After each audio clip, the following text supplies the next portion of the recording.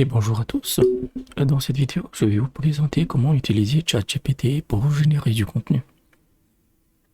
Et ce que ça implique aussi pour la rédaction web, comment les rédacteurs web peuvent l'utiliser.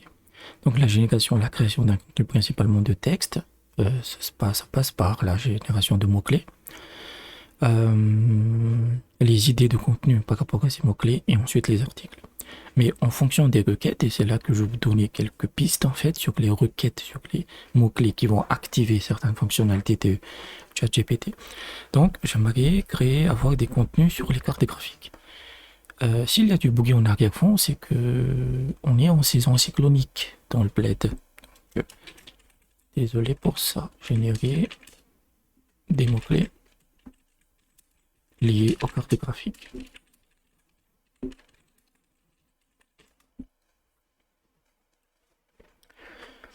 Et là, il va me générer ces mots-clés. Voilà. Ça a été assez rapide. Parfois, c'est plus long. On va reprendre et on va juste reformuler la phrase. Des idées. Ouais.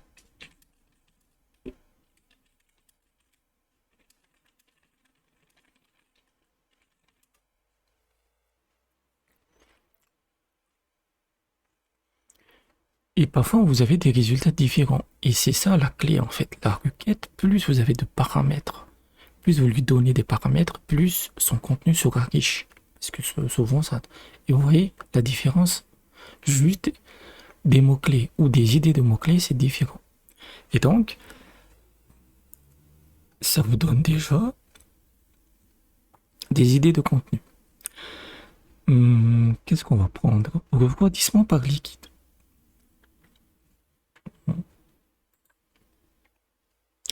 Ça pourrait être intéressant. Et donc, on a maintenant des...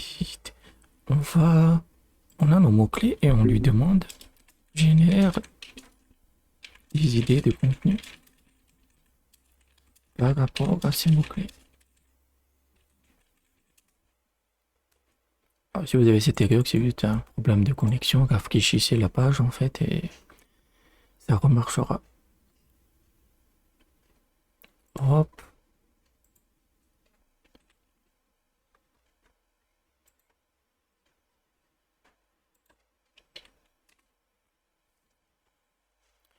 Maintenant, qu'est-ce que ça implique pour les rédacteurs web? Il y a beaucoup d'emplois qui seront perdus, hein, contrairement à ce qu'on dit.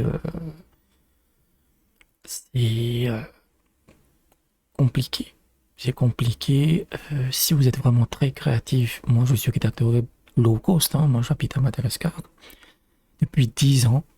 Donc j'ai beaucoup d'expérience en fait. Je sais comment fonctionnent les articles, comment fonctionnent les moteurs de recherche, etc., etc. Donc, mais pour les rédacteurs débutants qui sont un peu à la ramasse, ils vont être supprimés. C'est clair et net.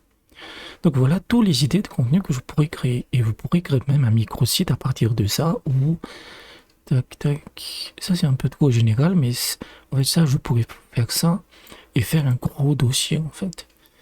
Analyse des réalité virtuelle, donc économie d'énergie. On va générer la réponse. Nombre de cœurs, CUDA. Ça aussi, ça. C'est des articles d'information. C'est ça qui est génial. Moi, il y a énormément de vidéos sur ChatGPT, hein. On vous dit ça, mais je suis un peu écœuré par l'utilisation qu'on en fait. C'est-à-dire que tous ces débiles l'utilisent pour faire du spam. Genre, moi j'écris un livre en une journée, j'écris 100 articles en 5 minutes. C'est dégueulasse. C'est comme si vous disiez à Michel-Ange de repeindre votre maison. C'est aussi con que ça. Le but, en fait, c'est que ça vous facilite le travail pénible et ainsi, ça vous permet de créer des articles plus riches, plus informatifs, en fait, et plus intéressants. Guide pour comparer. Tac, tac, tac. Je suis pas satisfait. On va directement lui dire. Maintenant, je vais créer un article. et vous pouvez directement pointer le numéro de la liste. Je veux créer un article sur le nombre de cœurs CUDA. Écrivez sur les idées de mots-clés. Prenez le point 2 et écrivez un article de blog. Et là, il faut vraiment mettre pas mal de paramètres avec des sous-titres, quoi. Et des paragraphes. Et on va pas l'optimiser, même si mais pour vous montrer, optimisez-le, optimisez l'article pour le mot-clé nombre de cœurs CUDA. Voilà. C'est le genre de vraiment requête qui vous donne de bons résultats en général. Plus, je le répète, plus vous avez des requêtes avec des paramètres, plus ça va bien marcher. On va voir s'il comprend le point 2. Allez mon petit. Voilà, il a compris. Et donc ça peut être intéressant pour les listes et tout. C'est vraiment cool, quoi. Et donc là, il va créer mon article. Voilà, il va créer mon article. Donc là, il a quasiment terminé. Donc ouais, c'est un bon article, hein. Honnêtement, ça passe, hein. Après, je devrais le modifier un peu. Voilà. Et on va directement lui dire... et c'est là, en fait, votre expérience va ajouter une partie. Par rapport... Comment on va lui dire ça? Nombre de cœurs.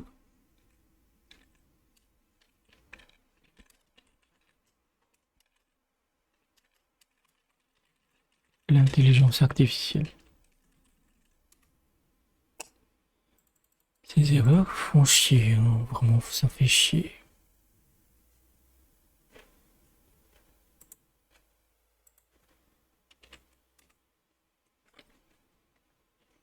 Et c'est ça la clé des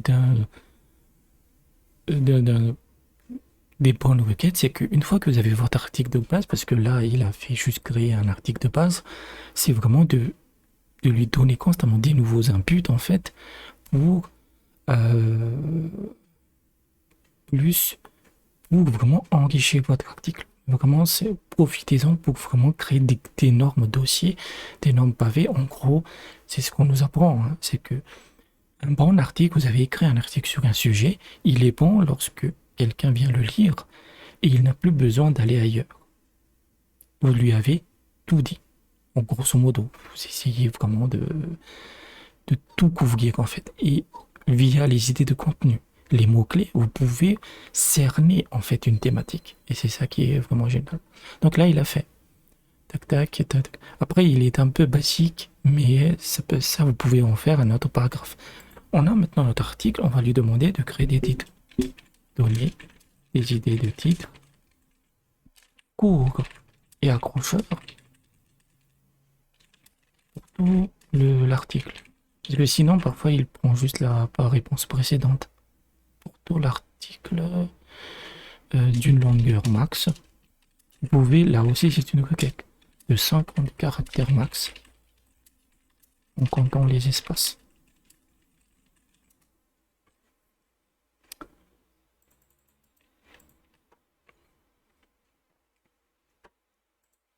Hop.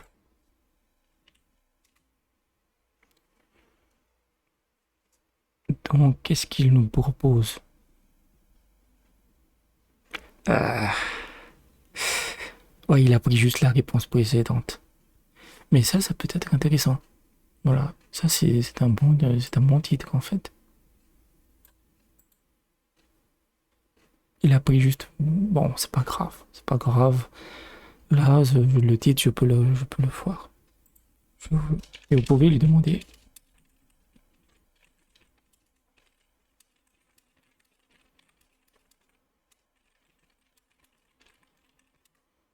Si elle se trompe, pouvez le, pouvez le faire en fait. Voilà, là il est beaucoup plus général. Donc, cœur CUDA, bon, voilà. Et vous voyez, ça c'est déjà optimisé, quoi. Voilà. Maintenant, on va lui demander donner une méta description pour tout l'article. Ah non, oh, parce que j'ai jamais de bons résultats avec les descriptions d'une longueur max de 150 caractères en comptant les espaces.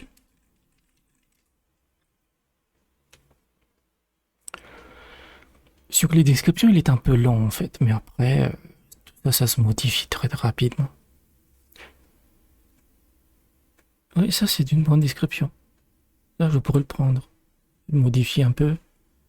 Voilà, ça peut être vraiment intéressant. Et on peut aller. Maintenant, vous avez votre article. Voilà. Maintenant, il vous faut des images. Et vous pouvez aller sur un site comme Playground AI. Voilà, c'est un site en fait, Playground AI, qui se base sur Stable Diffusion. Il a des options payantes et l'option gratuite. L'option gratuite, sur une simple inscription, vous permet de générer 1000 images par jour. Voilà. Donc, c'est un peu. En termes de dimension, c'est limité, mais vous avez vraiment. Moi, je galère toujours à trouver des images de couverture. Là, vous pouvez le faire. Et les résultats sont assez dingues. Hein. Sont assez dingues, en fait. Voilà, tout ça, c'est des images créées par des IA, en fait. Voilà mes propres créations. Donc, vous avez vraiment des IA pour tout. Là. Ça, c'est moi qui l'ai créé. Après, il faut cravacher un peu, mais ça marche. Maintenant, on peut aller un peu plus loin. Comment je vais faire? Oui, vous pouvez vous amuser. Là, vraiment, vous pouvez vous amuser. Réécrivez le premier paragraphe. Et en fait, tout ce qu'on vous demande maintenant, c'est d'être créatif, en fait. De l'article dans le style du Goncourt. Vous savez, le prix littéraire français, là.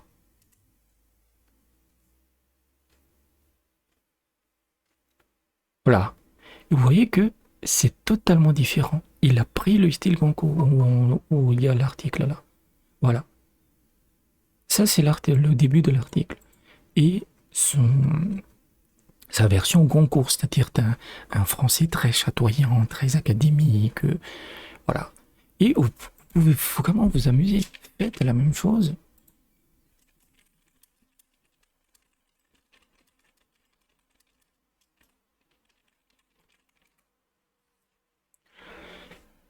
Ça peut piquer, hein. Ça peut piquer. Voilà. Donc, c'est génial. Là, c'est quelque chose qu'on ne pouvait pas faire auparavant. C'est-à-dire vraiment emprunter le style de quelque chose et vous pouvez ainsi customiser votre contenu selon n'importe quel public, n'importe quelle auteur, etc.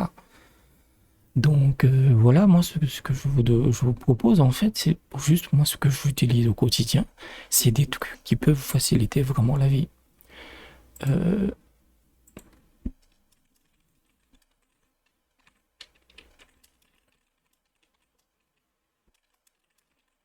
Vaut mieux lui demander directement. Hein.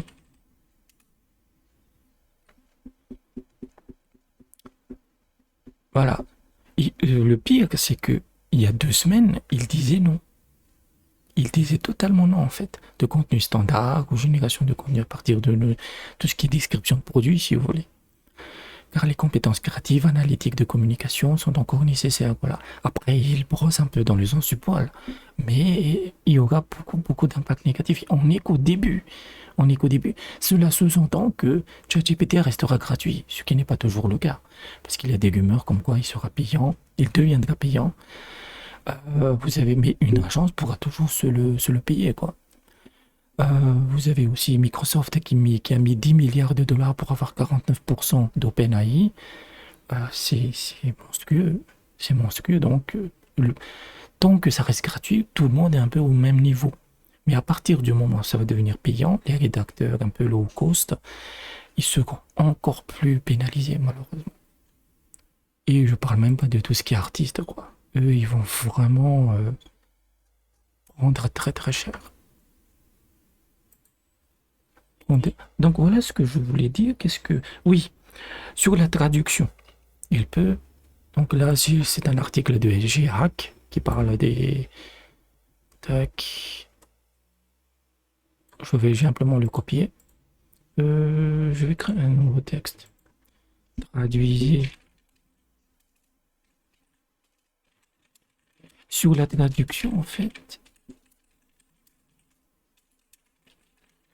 et écrivez-le.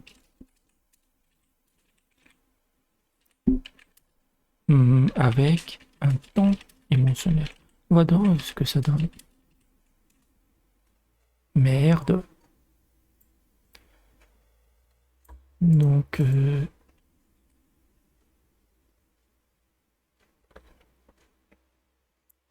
vraiment, amusez-vous, amusez-vous à...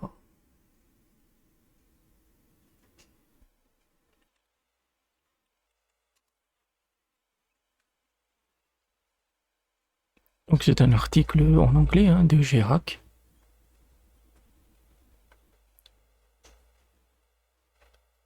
Voilà. Et il va me traduire l'article.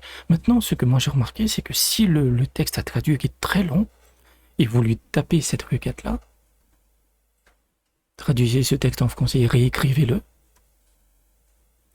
et ben, il a tendance à résumer. J'avais fait une traduction d'un article assez long sur la Russie et l'Afrique, comment ils vont abandonner l'euro et le dollar. Il avait traduit l'article, il avait oublié le point essentiel, l'abandon de l'euro et du dollar. Donc c'était un peu bizarre.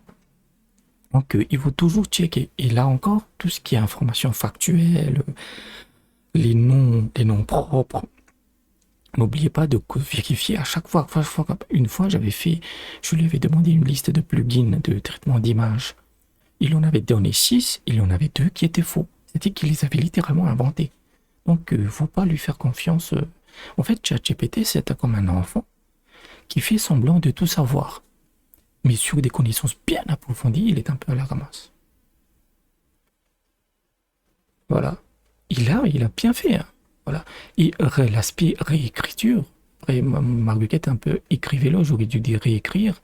Et ben, si vous passez ça sur CopyEscape, genre un outil pour détecter les plagiats et ce genre de trucs, ce sera 100% original, bien évidemment.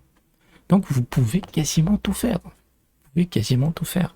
Donc je vous encourage à vraiment expérimenter et vraiment à débloquer, déverrouiller votre créativité. Voilà ce que je voulais dire. Merci d'avoir regardé cette vidéo jusqu'au bout et je vous dis peut-être à bientôt.